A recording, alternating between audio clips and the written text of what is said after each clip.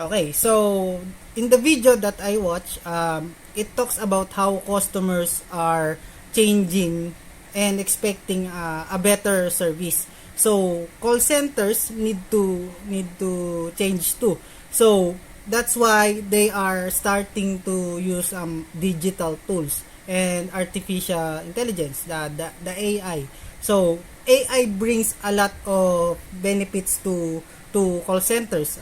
For example, it can help answer simple questions, direct calls to the right people, and even talk like a real person, using the what in the video said, the smart voice assistant. So it works well in the background to make things faster and easier. So there's also this technology that uh, called artificial emotional intelligence. So that can understand how the customer feels. So by listening to their voice, by listening to their voice, it helps agents know if the customer know the customer emotion, if the customer is happy, angry, or upset.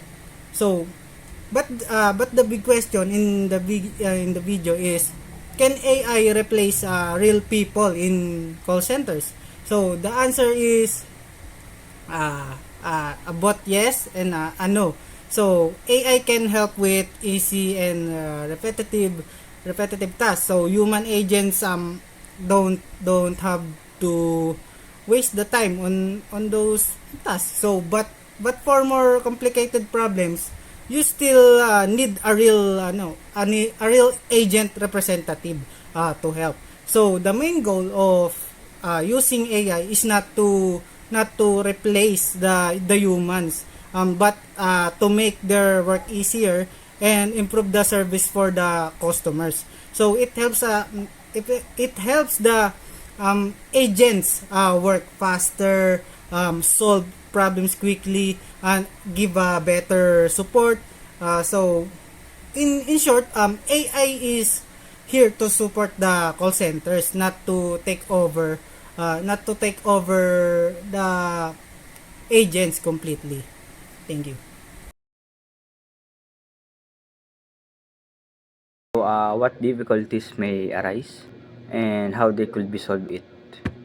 So the first is human interaction or reduce human interaction. So difficulty over on Reliance AI, may the customers feel disconnected or frustrated, especially when they have a conflicts or emotional issues like that bot can't handle. So we all know that both the bot and chatbots have no emotions. So solutions, implement a hybrid system where AI is handle basic queries and more cases or complex cases smoothly transferred to a live agent, to a live agent. And the next one is to ensure the customers have a clear and easy option to speak with a human when needed. Yeah. Misunderstanding customers intent. It's the number two, I think. Yeah. So difficulty.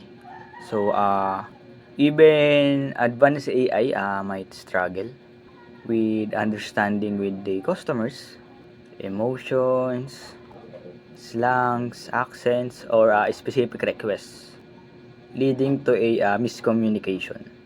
Solution, uh, regular train AI models using a diverse and update and data sets.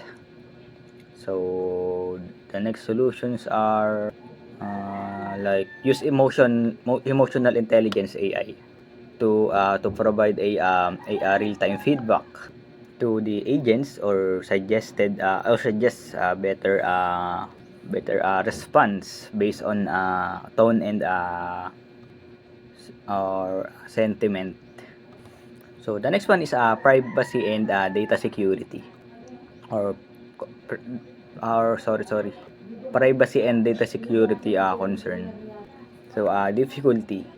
So AI system collected a process large amount of a personal customers data, raising concern about privacy and potential data branches. So solution, uh, enforce strict data encryption and compliance with the privacy laws like GDPR. If correct me if I'm wrong, I think it's GDPR something. The next is educate staff on handling a data protocols and conduct a regular security audits. So number 4 is job displacements for agent. So difficulties. So animation may lead to a fewer calls, reaching live agent, raising concern about job loss or role reduction. Solution, I think it's reskill or upskill for agent for more complex support idea, AI supervision or data analysis, and highlight the supportive role of AI, which is to reduce the mundane task, not eliminate jobs. Number 5, technical issues or AI malfunction. Yeah. So, difficulty. AI system may have a glitches, misroute calls, or inaccurate information like in ChatGPT.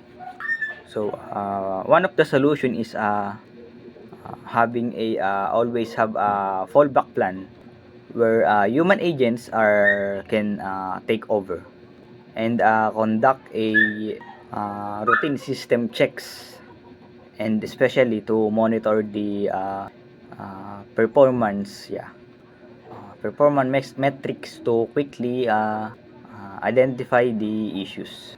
So number 6, customer resistance for AI, or sorry, to AI.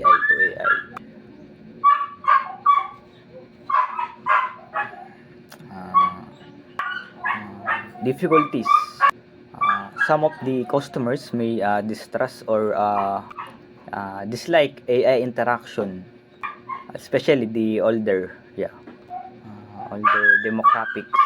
So one of the solution is provide a clear options for human assistance, like and offering a educational materials that explain the benefits of the AI for better understanding and comfort. And that's all.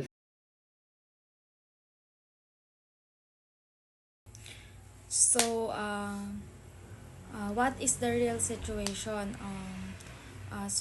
Based on my research, Concentric Philippines, one of the largest BPO companies in the Philippines.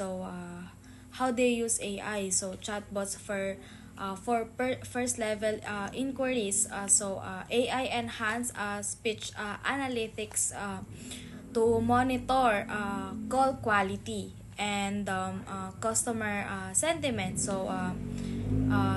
For real-time agent assist tools, like knowledge-based prompts while on call. What are the human AI partnerships? AI handles repetitive questions or provides live prompts, while the human agents take care of emotional or complicated customer issues.